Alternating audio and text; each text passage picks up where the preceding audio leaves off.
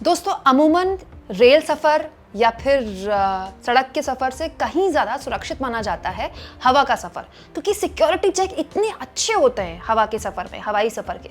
लेकिन जब से अहमदाबाद में प्लेन क्रैश हुआ है, और उससे भी बड़ी बात, उस प्लेन क्रैश का अब तक देश को जवाब नहीं मिला है। अब तक देश को पता नहीं चला है कि प्लेन क्रैश हुआ क्यों है। तब से देश के अंदर एक अजीब तरह का माहौल बन गया है। दोस्तों, अब प्लेन में चढ़ने वाले यात्री इतना ज़्यादा पैसा देने के बावजूद भी या तो प्लेन में बैठकर रो रहे हैं या फिर अपनी सलामती की दुआ मांग रहे हैं। एक बहुत ही हैरान करने वाली खबर कल मैंने आपको दिखाई थी दोस्तों, जिसमें मैंने आपको बताया था कि एयर इंडिया का एक विमान अचानक से अपने गंतव्य तक नहीं पहुंच पाया। दोस्तों, ये विमान हांगकांग से दिल्ली आ रहा था, लेकिन इसको हवा में ही पायलट ने वापस ले लिया और ये दिल्ली नहीं आ पाया।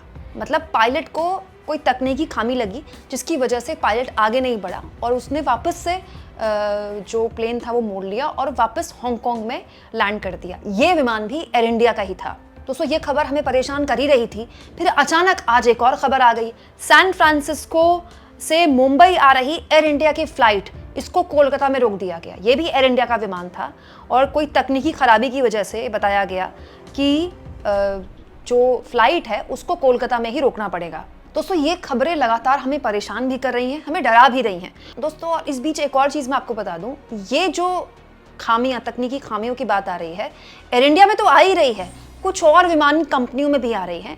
क्योंकि अब एयर इंडिया का मामला सामने आया है, इसलिए कुछ और विमान कंपनियों को लेकर भी शिकायतें सामने आने लगी हैं। दोस्तों, इनका नाम अल हमरा खान है, ये पत्रकार हैं और इन्होंने एक फ़्लाइट पकड़ी। इंडिगो की फ़्लाइट थी, गोवा से लखनऊ इनको आना था, लेकिन ये फ्लाइट में बैठकर रोने लगी। जी हाँ, पत्रकार भावुक हो गई और उनको ये डर सताने लगा कि पता नहीं ये अपने घर, अपने परिवार वालों के बीच सुरक्षित पहुंच पाएंगी कि नहीं पहुंच पाएंगी। क्योंकि ये बता रही थी कि जैसे ही विमान ने उड़ान भरी, विमान के अंदर टर्बुलेंस होने लगा। और तो और दोस्तों, पत्रकार बताती हैं कि पायलट ने या फिर क्रू मेंबर्स ने इस बारे में यात्रियों को कोई जानकारी भी नहीं दी। सुनिए, भावुक होते हुए एक पत्रकार कैसे बता रही हैं कि प्लेन के अंदर उनको कितना असुरक्षित महसूस हो रहा है। Indigo flight 66811. After a short vacation from Goa, returning back to my ghar, which is in Lucknow. This flight is going from Goa to Lucknow, direct flight. I am devastated and in a great shock. I wish that I reach my people safely.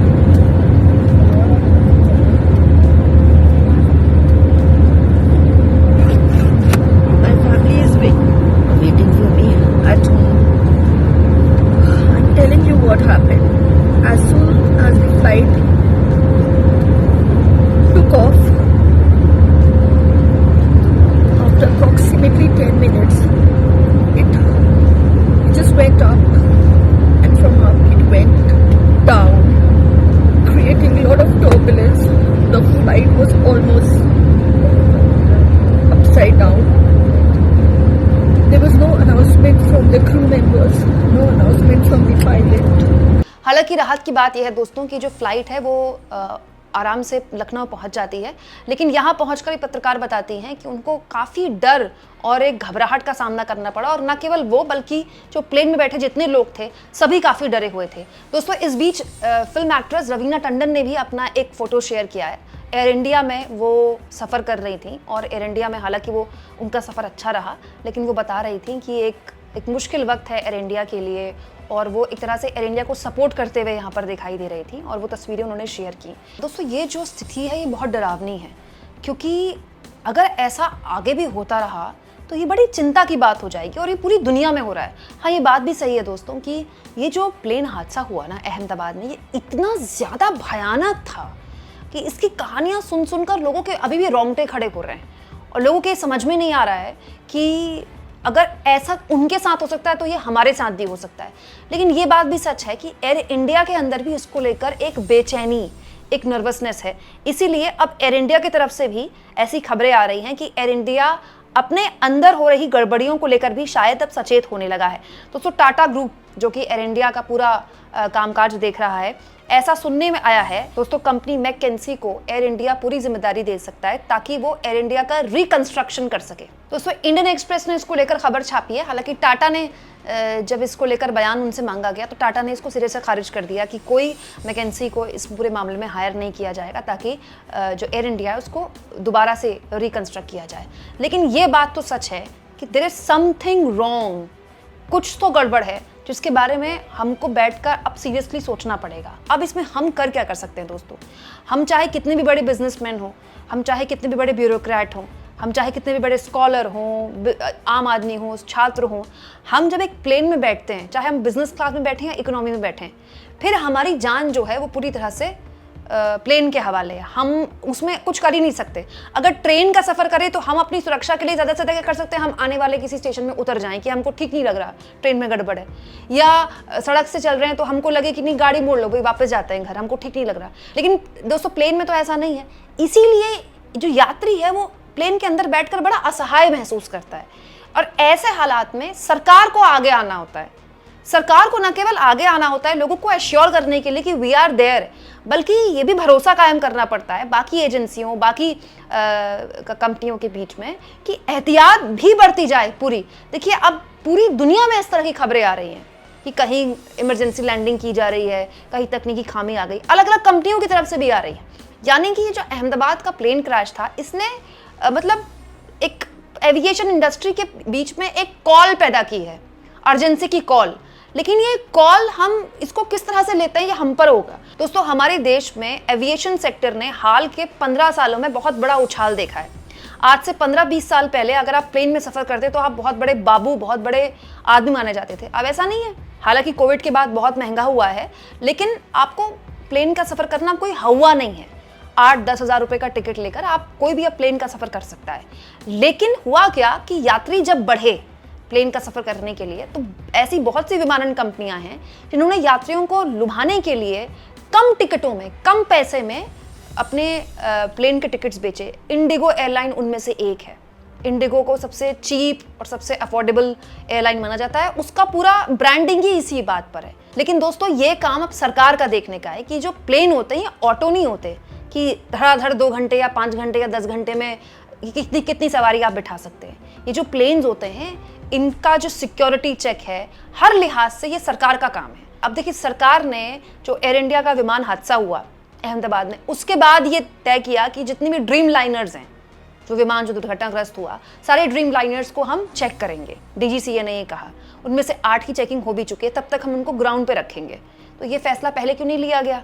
क्या इस तरह के security check routinely नहीं होने चाहिए? दूसरा दोस्तों, विमानन कंपनियां अनाप शनाप पैसे लेती हैं टिकटों के। जरा सा कहीं छठ पूजा हुई, इनफैक्ट पहलगाम में आतंकी हमला हुआ था, तब भी बड़े स्तर पे लोग कश्मीर से, जो टूरिस्ट थे वो कश्मीर से निकल रहे थे, और जो कश्मीरी थे, देश भर में जो कश्मीरी बच्चे थे, कई जगह उन पर अटैक की खबरें भी आई, तो वो डर के वापस से श्रीनगर जा रहे थे। और दोस्तों उस वक्त भी आपको याद होगा, मतलब इन विमानन कंपनियों ने एक एक टिकट के 20-30 हज़ार रुपये कमाए। इसके अलावा दोस्तों होली, दिवाली, न्यू ईयर में किस लेवल के टिकटों में उछाल आता है मुझे आपको बताने की जरूरत नहीं है। दोस्तों ये तो मैंने आपको इवेंट्स की बात बता दी। अगर आप अचानक से अर्जेंसी में भी कहीं जाना चाहते हैं और आपको टिकट लेना होगा तो आपको बहुत ज़्यादा पैसे आपसे वसूले जाते हैं अर्जेंसी में भी। और दोस्तों यात्री ये दे देता है क्योंकि उसको ये भरोसा होता है कि कम से कम मैं टाइम पे तो पहुंच जाऊंगा, कम से कम मैं सही सलामत तो पहुंच जाऊंगा। लेकिन अगर ऐसी स्थिति पैदा हो रही है कि या तो प्लेन टाइम से उठते नहीं है, उड़ते हैं तो टाइम से पहुंचते नहीं है, दूसरा यात्रियों को वहां बैठने में डर लग रहा है, तो फिर ये चिंता की बात है। कल मैंने आपको ये वीडियो दिखाई थी, एक सोशल मीडिया इन्फ्लुएंसर ने अपना वीडियो डाला है 5 घंटे के अंदर। क्या आप सोच सकते हैं दोस्तों कितना खतरनाक है? एक प्लेन के अंदर 5 घंटे तक यात्री, एयर इंडिया के यात्री परेशान रहे क्योंकि यहाँ एसी नहीं चल रहा था। मैं बार बार आपको बोलती हूँ दोस्तों, गाड़ी में एसी ना चले आदमी चला लेगा, खिड़की खोल लेगा। ट्रेन में एसी ना चले आदमी खिड़की खोल लेगा, लेकिन प्लेन में एसी ना चले आदमी कितना सफोकेशन हो जाएगी उसको। बच्चे बीमार हो सकते हैं, जो बुजुर्ग हैं वो बेहोश हो सकते हैं, किसी को एंजाइटी और पैनिक अटैक आ सकता है। दोस्तों इस बीच आज एक और हैरान करने वाली खबर आ गई। एयर इंडिया का एक और विमान जिसको अहमदाबाद से लंदन निकलना था, उसको ऐन वक्त में कैंसिल कर दिया गया क्योंकि कोई तकनीकी दिक्कतें आ गई थी। दोस्तों ये सब कुछ अहमदाबाद में हुए प्लेन क्रैश के बाद ही क्यों खबरें में पता चल रही हैं? ऐसी खबरें तो लगातार आ रही थी। ये क्रॉस चेक करना कि एविएशन सेक्टर में सब कुछ ठीक है कि नहीं है, ये काम सरकार का है। दोस्तों, आप इस मुद्दे पर क्या सोचते हैं? क्या वक्त आ गया है कि हम छोटी छोटी बारीक से बारीक चीज पर भी नजर डालें, हम ये देखें कि एविएशन सेक्टर में भारत के अंदर सब कुछ ठीक है कि नहीं है, और अगर नहीं है तो भले ही कुछ दिन के लिए कुछ कंपनियों पर कोई नकेल कसनी पड़े, कुछ विमानों को ऑन ग्राउंड करना पड़े, बट ये हम करें, क्योंकि हर एक जान कीमती है। आप इस मुद्दे पर क्या सोचते हैं? कमेंट बॉक्स में जरूर लिखें, और जितना हो सके दोस्तों चैनल को शेयर करें, सब्सक्राइब करें, और थैंक्स और ज्वाइन, ये 2 ऑप्शन है दोस्तों। अगर आप चाहें तो इसके जरिए आर्थिक तौर पर भी चैनल के हाथ मजबूत कर सकते हैं।